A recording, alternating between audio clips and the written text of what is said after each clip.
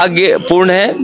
और भारतीय जनता पार्टी पे जब अपनी उपलब्धियां खत्म हो जाती हैं तो उनका वो सोची समझी जो रणनीति है जो अंग्रेजों से लिया उन्होंने, भारतीय जनता पार्टी की पूरी विचारधारा अंग्रेजों से दी गई है। डिवाइड एंड रूल, हिंदू मुसलमान के बीच में नफरत फैलाना, अगर हम हक की बात करें तो हिंदू मुसलमान को आगे कर देना।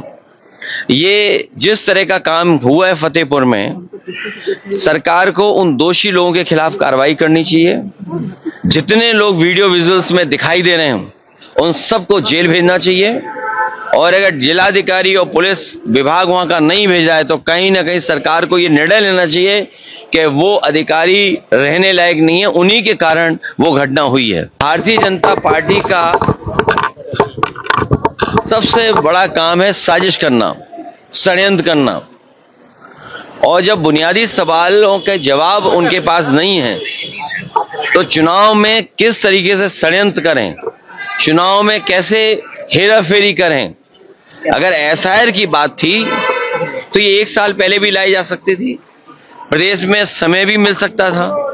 लेकिन जानबूझ करके जब उन्हें पता है कि बिहार की जनता उनके खिलाफ है तो एसआईआर के बहाने ये बड़े पैमाने पर वोट काटना चाहते हैं। और जो आज एफिडेविट मांग रहे हैं कांग्रेस पार्टी के नेता राहुल गांधी जी से, समाजवादी पार्टी ने लगभग 2 साल पहले 18,000 वोट ऐसे जो डिलीट किए गए थे, जो 2019 में वोट जिन्होंने डाला था 2022 के जब चुनाव में गए तो वो डिलीट रहे, उसकी हमने एफिडेविट के साथ जानकारी दी और शिकायत की। अभी भी एक भी अधिकारी के खिलाफ कार्रवाई नहीं हुई है।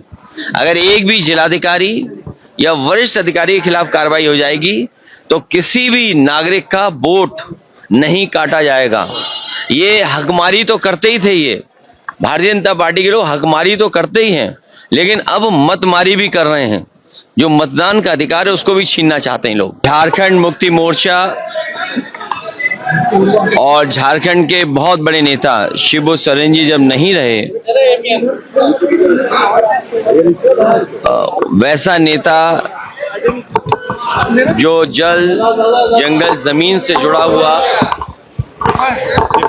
शिबू सोरेन जी ने आदिवासी भाई बहनों की तकलीफ, परेशानी और अन्याय जो उनके साथ हुआ उसके लिए जीवन भर संघर्ष किया।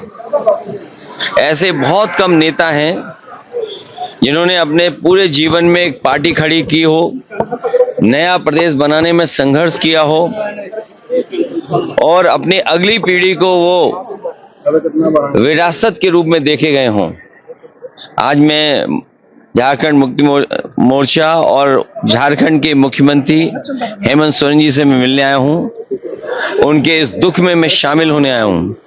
उनके सभी साथी सहयोगी जो दुखी हैं क्योंकि शिबू सोरेन जैसा नेता उन्होंने खोया है, वैसा नेता बनना होना बहुत मुश्किल काम है।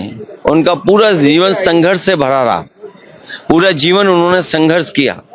आदिवासियों की संस्कृति, आदिवासियों की भाषा, आदिवासियों के वेशभूषा को लेकर के कैसे उन्हें आगे बढ़ाएं, जीवन में उनके जीवन में खुशियां आए, अन्याय खत्म हो, उसके लिए जीवन भर संघर्ष करें। हेमंत सोरेन जी मुख्यमंत्री झारखंड को एक विरासत में न केवल विचारधारा मिली है बल्कि एक पिता का लंबा संघर्ष के बाद जो उन्हें एक विरासत में चीजें मिली, मुझे उम्मीद है कि वो उस विरासत को और आगे बढ़ाने का काम करेंगे और शिबू सोरेन जी के रास्ते पर चल करके इस प्रदेश को और खुशहाल और आदिवासी भाई बहनों को सम्मान दिलाने का काम करेंगे।